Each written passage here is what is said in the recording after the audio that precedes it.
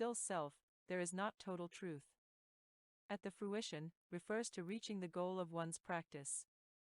If the enlightened awareness attained still contains the distinction, however fine, of subject and object, then it is still based on the perceiver division and not on the Buddha mind. At the initial emergence of perfect clarity, the state of no outflows is realized. Perfect clarity refers to the great mirror wisdom. Although on the eighth ground the eighth consciousness continues to act as the supporting basis for the extremely subtle spontaneous affliction that the Bodhisattva purposely preserves as the vehicle of his continued rebirth in the world, in every other sense the eighth consciousness is undefiled and no longer the cause of rebirth.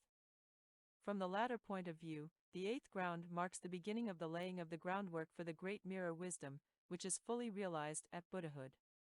Initial emergence means that on the eighth ground the process of the transformation of the eighth consciousness into the great perfect mirror wisdom begins.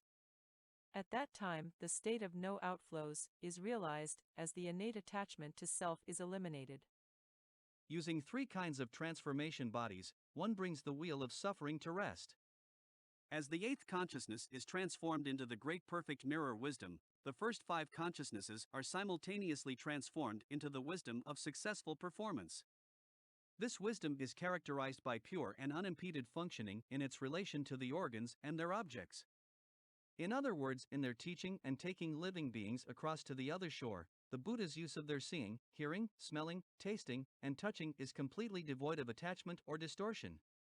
The transformation bodies are bodies which are created using spiritual powers and which are transformations or emanations from the Dharma body of the Buddha. Three aspects of the Dharma body are explained below in the section on the eighth consciousness.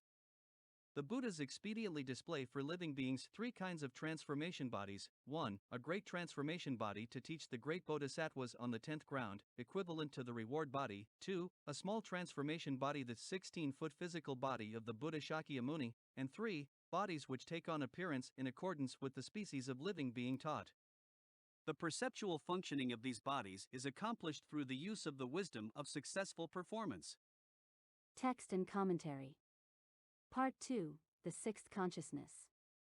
Below, the first 4 lines discuss the range of the sixth consciousness. The second 4 discuss its role in the creation of karma and in the resultant karmic activity. The final 4 explain its transformation into wisdom. Having 3 natures and with 3 modes of knowledge, it pervades the 3 states. The 3 natures are the wholesome, the unwholesome, and the indeterminate. The 3 modes of knowledge are direct perception, inference, and fallacy. The 3 states are the natural state, the state of solitary impressions, and the state of transposed substance. They have already been explained above. See Part 1, Line 1. The sixth consciousness uses all 3 modes of knowledge in its awareness of the 3 states. The 3 natures refers to classification of the moral nature of its activity. The distinction-making of the sixth consciousness is considered to be of a wholesome nature if it is beneficial. Such activity arises karmically as a result of good roots, that is, it is the fruition of the seeds planted by wholesome activity in the past. The situation is the opposite for distinction-making of an unwholesome nature. Indeterminate distinction-making is neither beneficial nor non-beneficial and arises from past activity that was correspondingly so. The last type, the indeterminate nature, is divided into the obscuring indeterminate nature and the non-obscuring indeterminate nature.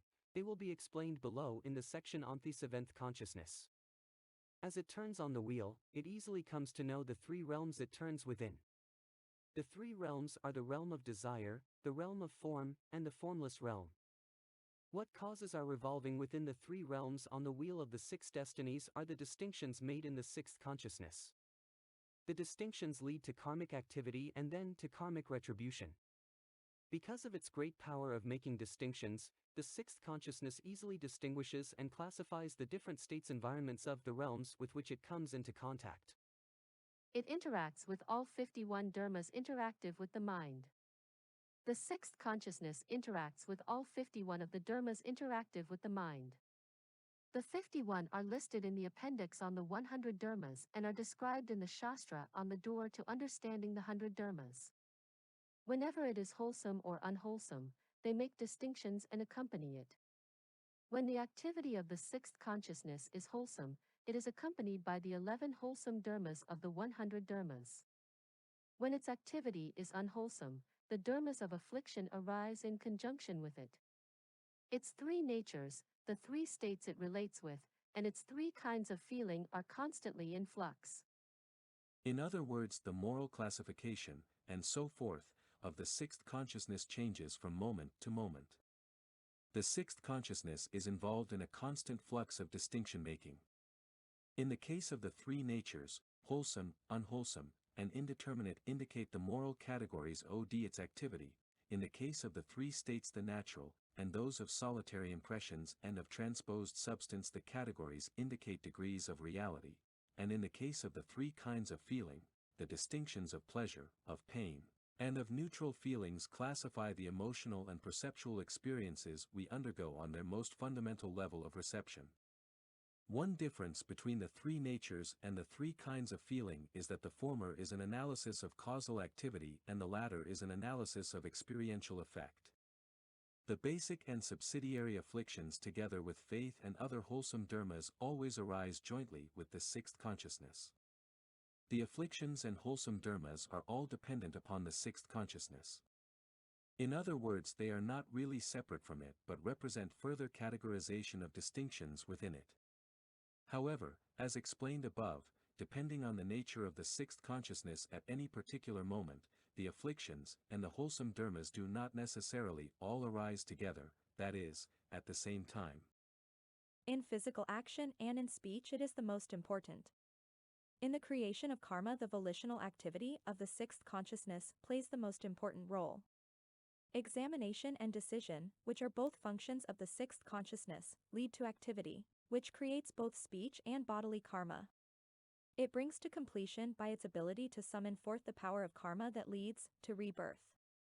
This line further explains the karma-generating power of the sixth consciousness.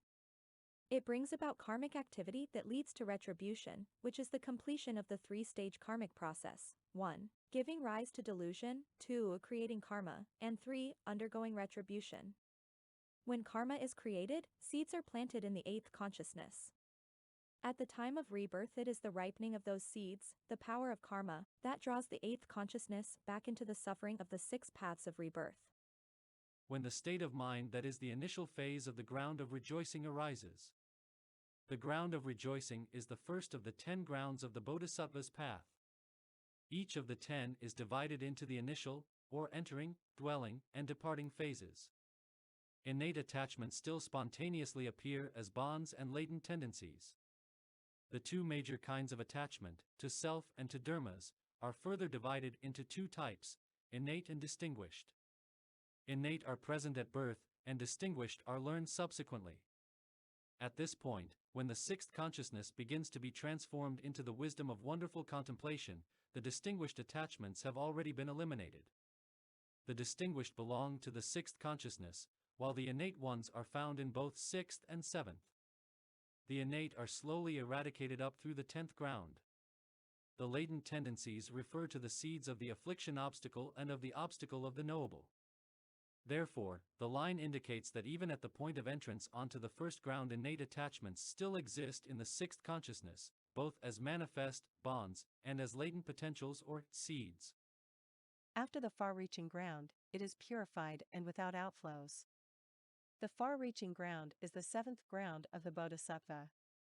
At the eighth ground, called the unmoving ground, one is without outflows.